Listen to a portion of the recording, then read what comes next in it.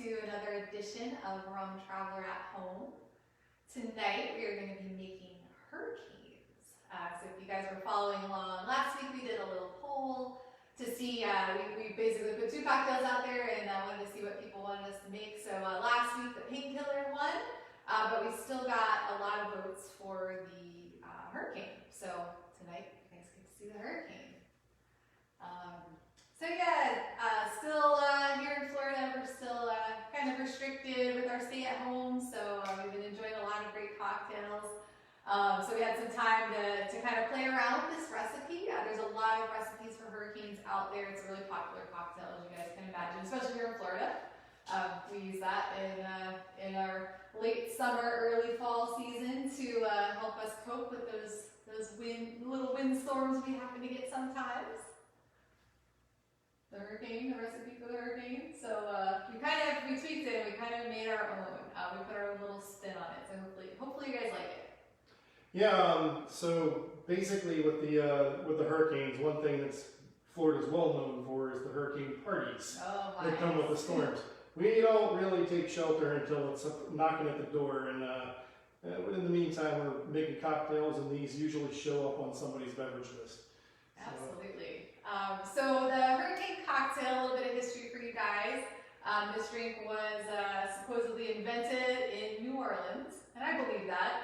They're a hearty bunch down there, or up there, I guess, from here. I always think about New Orleans being, way down south, but I mean, we're in Florida, so they're a little north of us. But yeah, so the drink was invented at a very famous bar in New Orleans called Pat O'Brien's. You may have heard of it. They have a couple of franchise locations. It's actually really interesting. I had been to the one in New Orleans, and later, a year or two later, I went to Orlando and discovered that they have an exact replica of the Pat O'Brien's from New Orleans in Orlando. I mean, it's an exact copy of the bar. The entire bar is, brick for brick, just exactly identical to the one in New Orleans, which is really cool. It's kind of missing that little bit of, New Orleans flair, so to speak. Well, if you remember, my experience with Pat O'Brien's is reversed, because I went to the one in Orlando first and was told about she was telling me how different it was, but yet it was identical. Yes. And the main difference was how clean it was in Orlando compared to the one in New Orleans, because the one in New Orleans has been there forever, and the one in City Walk in Orlando hasn't been there quite that long. I think maybe when City Walk opened, that was one of its early restaurants, early 20 bars. years, that's quite some time. 20 years now, but at the time, the one in New Orleans, the original, had been there for several years. I don't know when it opened. The one in New Orleans? Yeah. Oh, I don't know, a long time ago. But I didn't really do the full history lesson today, but that bar's been there a long time. So her first experience with Pat O'Brien's was New Orleans, the original. Mine was Orlando, and then I got to eventually experience the one in New Orleans for myself. We'll talk about that a little bit later, but let's talk about this cocktail. It's going to have a couple ingredients here. You want to go over what we've got? Yeah, so this recipe could not be any easier. You almost don't even need to write it down. So what we've done, typically a hurricane is going to call for 4 ounces, that's right, 4, F-O-U-R, 4 ounces of rum. It's a lot of rum. And then 4 ounces of juice. And the juice traditionally is going to be passion fruit and lemon combination. So with the rum, so 4 ounces of rum. So that could be any rum. I mean, this is New Orleans, kind of anything goes. And most likely at Pat O'Brien's are using something that's very inexpensive because they're pouring a lot of drinks. They use a bulk rum in most cases for bulk drinks like that. And if you look, we have a couple cocktails sitting here. This is the drink we're going to be making today. This is the little cup.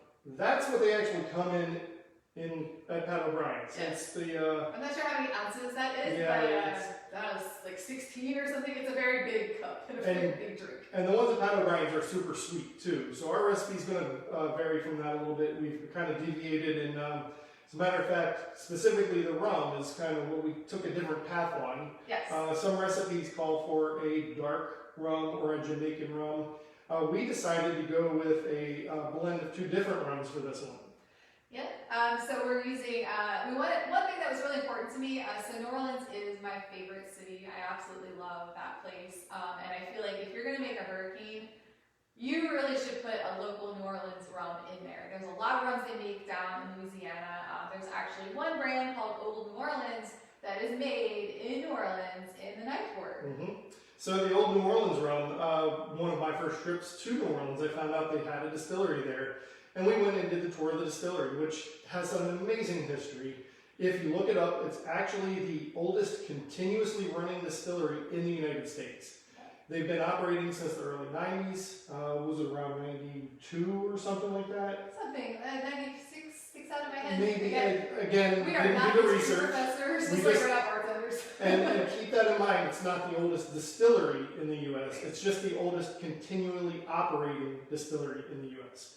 So that means they've been producing a spirit longer than any other current running company in the U.S. that produces spirits.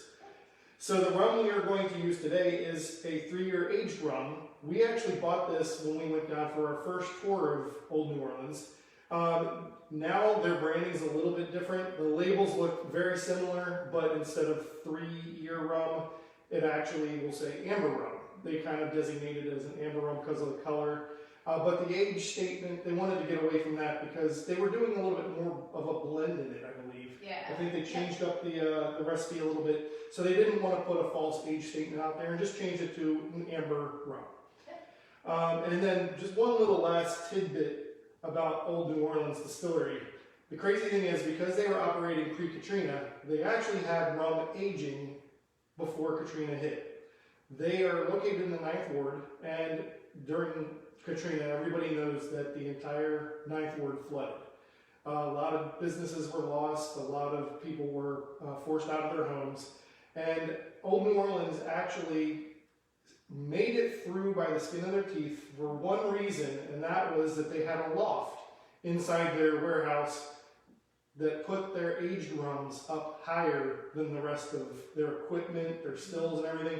So when it came to recovering from Katrina, they only lost, I believe it was 25% of their product, roughly. It was a small loss compared to losing everything like so many people did. So had they had their aging rums on a lower shelf or on the floor level, they would have lost enough to go out of business. They wouldn't have made it through Katrina at all. So just a little interesting trivia. And if you happen to go on a tour, you actually get to see the water line where the Katrina waters were. There's a post right across from their molasses tank that actually has, you can see the water line, and they put a little plaque commemorating the it was about 8 feet. About 8 feet of their distillery was completely underwater. Right, for a long time. I mean, it wasn't, an hour. This was for weeks, months, even.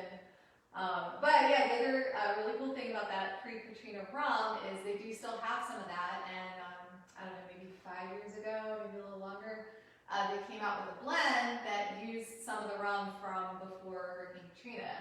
They called it King Creole is the blend. It's a really nice square bottle. We could do a tasting with you guys with that one. But they blended in, I think, some of their Cajun spice rum in there, some of that aged pre-Katrina rum. It's quite the treat. So. And you mentioned the Cajun spice rum. It's the most unique rum you'll ever taste. They actually use, it's right over here. Section over there. We have a New Orleans section in our rum bar because we love the city so much, and we go there all the time. So yeah, this is a cool one.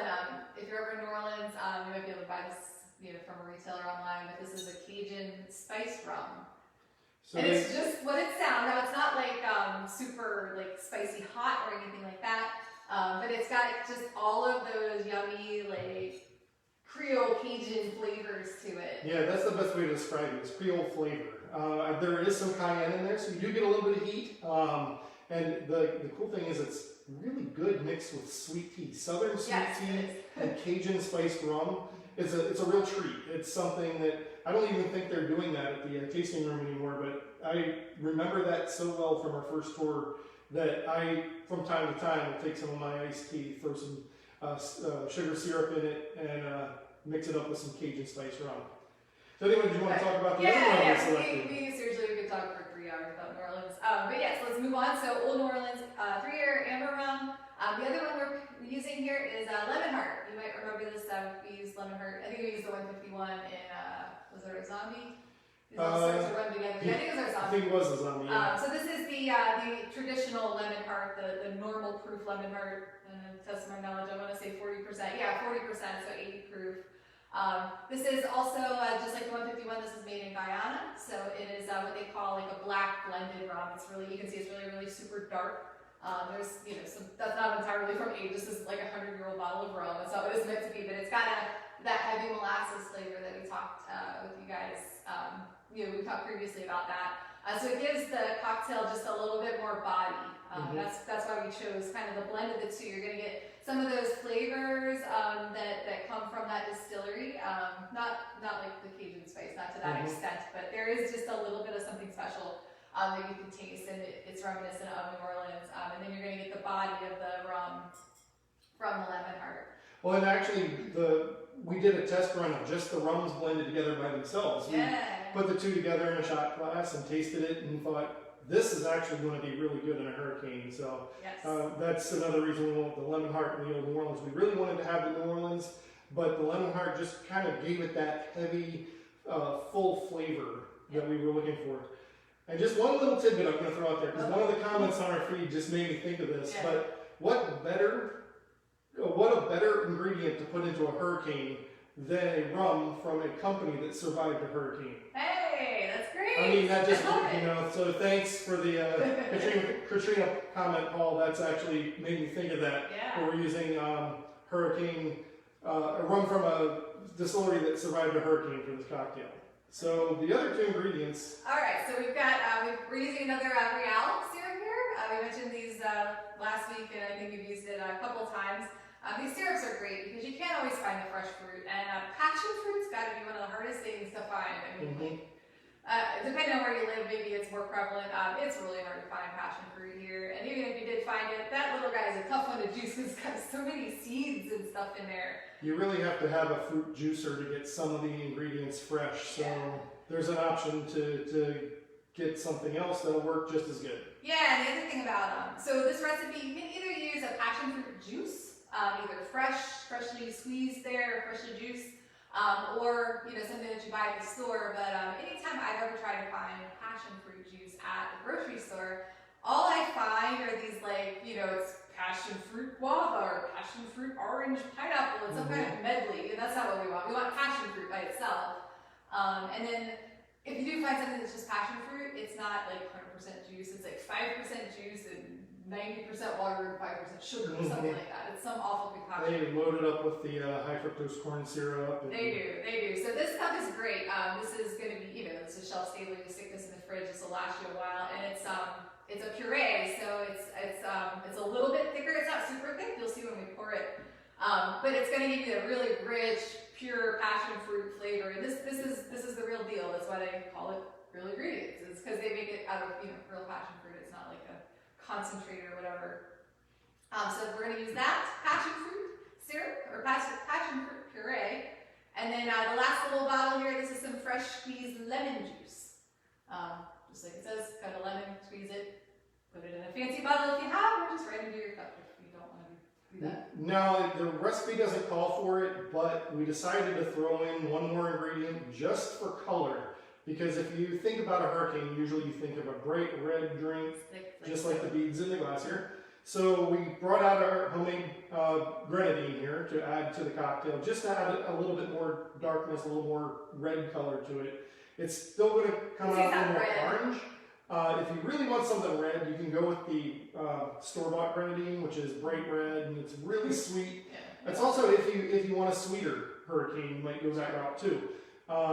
Or even if you have maraschino cherries, you can use some of the syrup from the jar, put it in your hurricane to give it a little more red. Then it's more of a sweet cherry juice. It's the same stuff as grenadine anyway. So, and then we have garnish. We have maraschino cherries and a lime.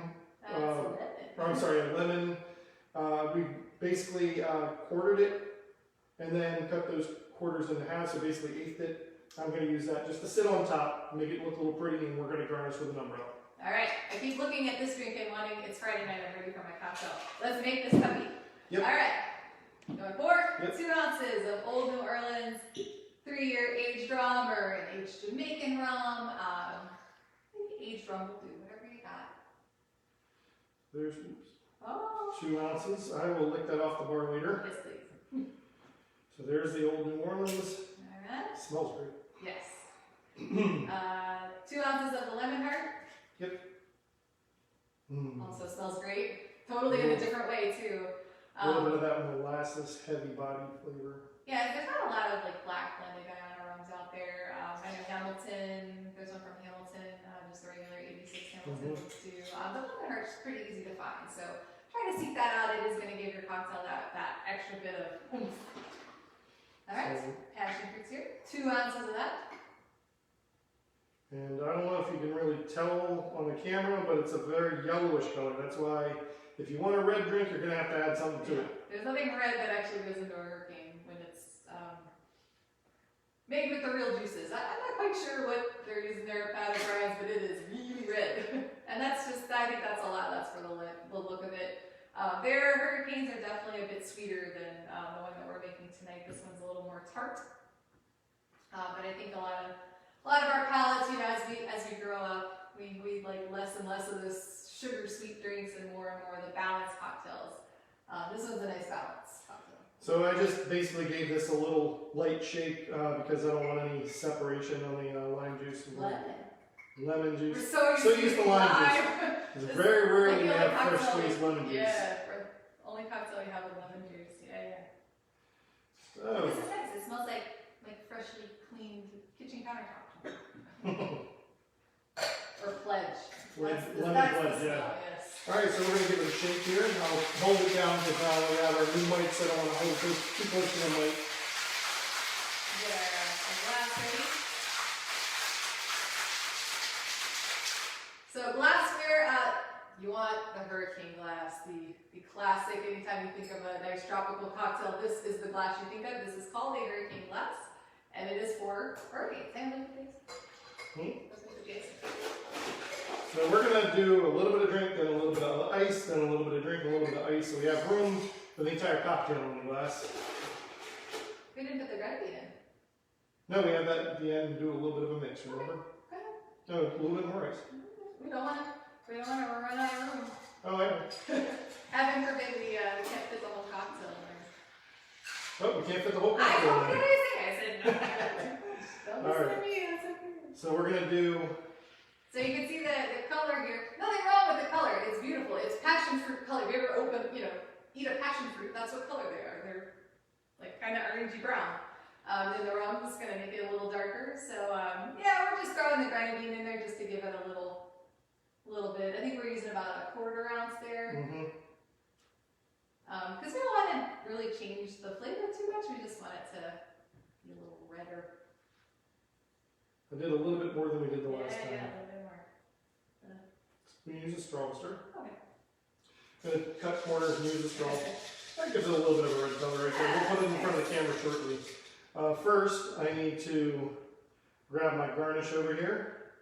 And we are going to take a little umbrella. Oh yes, this is very, very important. It's a hurricane, right? So you want to have a little tropical umbrella in there, but you know what So we'll happens. open that up very carefully. You know what happens in a hurricane? What happens in a hurricane, honey? It gets a little windy. It gets a Little bit. just a little, yeah. So I'm going to spear my cherry here, and then I'm going to spear it into the lime so it looks pretty. We'll set it into the drink, and then Oh, we need some gale force winds in there. So it's too much wind. there's the umbrella with the slightly red, more orange colored hurricane. Did you want to give the first taste? Heck yeah. Look, I censored Somebody's myself. excited. I censored myself. Yes. This channel is safe for kids, I guess. Oh, so good, so good, so good. Oh, I gotta try it. And you know what's terrifying about this? And we'll get into Joe's story. Ooh, that's nice. That has 4 ounces of rum in it. Mm-hmm. You can't taste it really.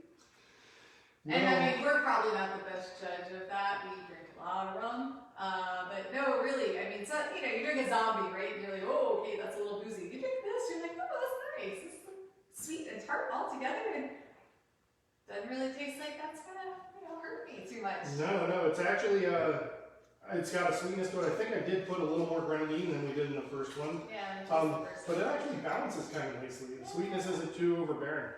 But yeah, I've got to tell a story about the hurricanes at Pat O'Brien's. Yeah, this one is sweet. Yeah, so whatever, again, it's kind of like our, some of the cocktails we've done are like with simple syrup or lime. You just adjust it to your preference. There's no right answer. So if you want to make it a little sweeter, put a little more grenadine. You want it less sweet, more tart, like our first one, which just has a little bit of grenadine. So, Pat O'Brien's. It was, I don't know, maybe my second trip there. We went specifically for my birthday. I remember that for a reason. But I had been for work a couple years prior. And okay, wait a second. Whose work sends them to New Orleans? Not mine. They'll send me to like Minnesota. When they asked me to go, I did not question it. I just said, yeah, I'll do it.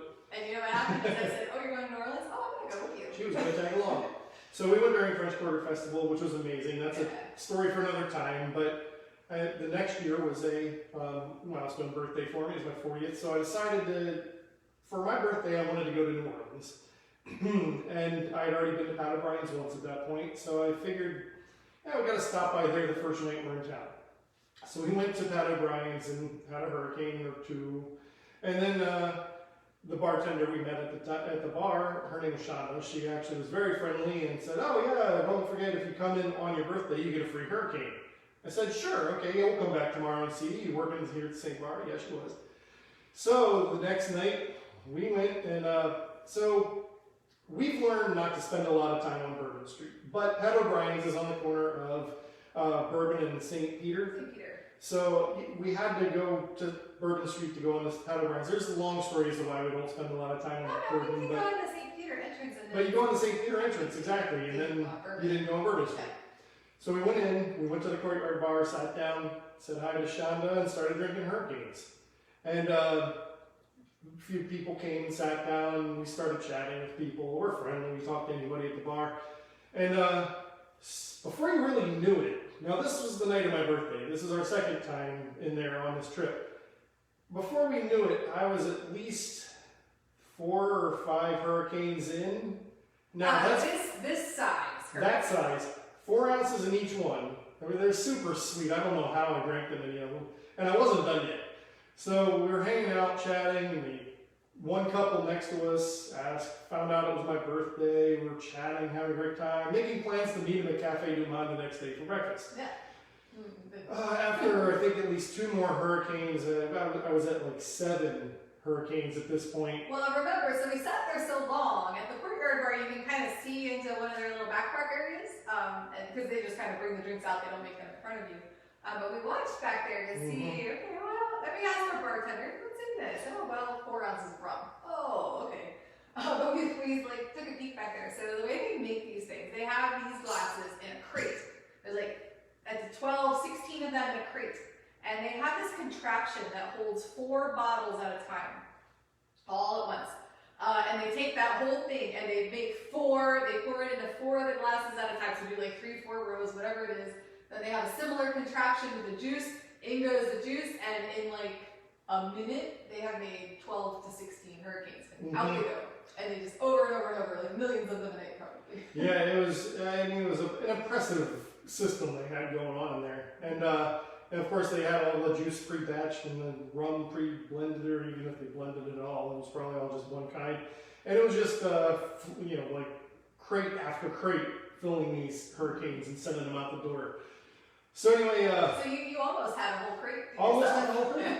Well, if you had me in there, yeah, we had a crate. At about 7 or 8 hurricanes, I think we were deciding it was time to start slowing our pace a little bit. And she didn't drink as many as I did. And I'm a third this side. she asked for the check so that we could head back to the hotel. I had to work either the next day or the following. And so she asked for the bill. And Shonda, the bartender, comes out with the bill. You're going to love this, and sets it down. She looks at it. It was $8 plus tax. I think the drinks were $8. Wow, that was a long time ago. $8 anymore. Yeah, well, if they were more than that. Whatever it was enough for one drink. Apparently, the couple we had been talking to the whole time paid the check and never said anything. They just said, see you at breakfast tomorrow. Little secret. We never ended up making it to breakfast. I was a little hurting. Somebody didn't feel good a little bit later. But so yeah, that was the but middle anyway, and then we were gonna leave. Yeah, that was after 8 hurricanes that I drank myself, plus whatever she drank. And I was getting ready to leave, and then Shonda comes over and says, "Your birthday's today, isn't it?" I said, "Yeah." She said, "You didn't get your free drink." So I took another hurricane, and it was a rough night. We had to walk. It was a good mile and a half back to the hotel. Yeah, we're staying in the warehouse district, so it's not right there in the corner. So anyway, long story short, I would say probably around 8 or 9 hurricanes is my limit at Pat O'Brien's. So go easy on them if you aren't used to drinking them. Yeah, I mean for most normal humans, I think 1 or 2 will do you just fine. So yeah, that's always a good story. The other story that kind of goes along with that same night, so it's his birthday, he's having a great time. I'm just kind of pacing myself. Somebody needs to be responsible, right? I mean, we're not driving, but still, we need to be able to stagger back to our hotel. But I got hungry. I was really hungry. We probably never had dinner. And I asked Shonda, the bartender, I said, "Shonda, can I order some food?" And she's like, "Oh no, the kitchen's closed." I'm like, "Oh no," and I look at it's probably like 2 in the morning. I have no concept of time. And she disappeared. She comes back, she's like, "I found you some oyster crackers." I'm like, "Yay, oyster crackers!" I'm super excited about the oyster crackers. She had what? Probably 2 full, she had a big, both hands full of packages, individual packages of oyster crackers. Yeah, for soup. So she puts them down, and I just start munching away. I'm chatting, it's good. I ate the entire pile. No, she brought you more too because you wanted more. Yeah, I was like, "What do you have more of those?" She's like, "Yeah, put some more out there." So yeah, so I ate all through the oyster crackers, and when she was done, it looked like a disaster rolled through. There was crumbs and around my chair, little plastic crumbs. wrappers Yeah, everywhere. the little wrappers have accumulated. They blown off the bar onto the floor and when you got your birthday, I was like, "Shonda, you got any more of this oyster crackers?" She's like, "No, you ate them all." So I ate all the oyster crackers. She ate all the oyster crackers. But yeah, that's a good time. I mean, it's kind of a thing you have to do when you go to New Orleans. You have to get a Pat O'Brien's Hurricane. They've been there forever. They've been doing that forever, and there's little check boxes you have when you go to New Orleans. Yeah, you have to see Bourbon Street, even if you don't spend a lot of time on it. You have to have a hurricane at Pat O'Brien's. If you're bold and adventurous, you have to have a hand grenade. Oh my! They won't tell you what's in it, but they're pretty strong. So it is New Orleans. All right. I think save a little bit of time. We're almost out of time, but let's see if we have some questions. Yeah, let me see what's going on here. Out there. We'll check the comments. If you guys do have a question for us about New Orleans, about hurricanes, about any of the rums we use, we made quite the best here. Try to make this pretty for everyone. Anything in there? Yeah, a couple people commenting on their first time at Pat O'Brien's. Oh yeah, everybody has a Pat O'Brien's story. It's that kind of a place. Asking a homeless guy for directions back to the hotel from Pat O'Brien's, that's always nice, yeah. Sure. Yeah. And that is definitely something that happens in New Orleans. That's not uncommon. And let's see. No questions yet? Well, I mean, are there really any questions? Just go to New Orleans, have a great time, have some hurricanes. We had our first musical quote. Okay. "Here I am, rock you like a hurricane." Rock you like a hurricane. Yep. That's right. And 4 ounces of rum times 8 if you're Joe. I'd play the song, but we'd get a copyright strike, so I'm not going to worry about that. You could sing it. No, they won't hear that. They certainly don't want your music. All right. No questions. Everybody's just enjoying their Friday night. Hopefully you guys made a hurricane along with us. If not, we'll post this to our Facebook page and our YouTube channel for you guys to watch back later. Anything on there? Should we wrap up? Yeah, it looks like it. More comments. Of course, if you're reading the comments, you can see what's going on in there. But yeah, any questions, throw them in the comments. Don't forget, we do have a YouTube channel.